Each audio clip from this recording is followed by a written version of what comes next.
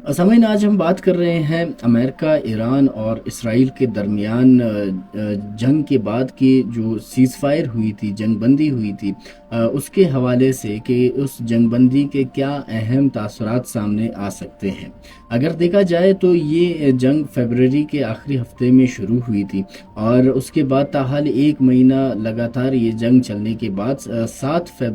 अप्रैल 2026 को इसमें पाकिस्तान ने एक अहम सालिसी किरदार अदा करते हुए दोनों फरीकैन को जो है मीडिएशन के टेबल तक पहुंचाया। एक अहम किरदार अदा की पाकिस्तान ने इसमें, और दोनों फरीकैन के दरमियान एक सीज़ फायर का मुआहिदा हुआ जो कि 2 हफ्तों के लिए जारी रहा। उसके बाद इस सीज़ फायर में भी कुछ चीज़ें हमें देखने को मिली, जैसे कि सबसे पहले दोनों फरीकैन का पाकिस्तान आना और जो है टेबल टॉक्स के लिए राज़ी होना और उसके बाद उनकी मीटिंग्स होना, ये एक खुशाइंद अमल था। लेकिन उसके बाद इन मीटिंग्स का जो है एक प्रॉपर एग्रीमेंट तक ना पहुंच जाना, इस को जो है ख़त्े में एक अहम नज़र से देखा जा रहा है। इसके बावजूद अगर हम देखें तो जो है इसराइल और लेबनान के दरमियान भी सीज़ फायर हुआ, जिसके ऊपर जो है स्ट्रेट ऑफ हॉर्मुज़ को सीज़ फायर के बावजूद भी ईरान ने बंद किया हुआ था, क्योंकि ईरान का मौक़िफ़ था कि वो ये कह रहे थे कि उनके सीज़ फायर का जो मुआहिदा था उसमें लेबनान भी शामिल था। लेकिन इसराइल और अमेरिका ने लेबनान को एक्सक्लूड करके सीज़ फायर की एग्रीमेंट का दावा किया था, जिसके बाद जो ही इसराइल और लेबनान में सीज़ फायर हुई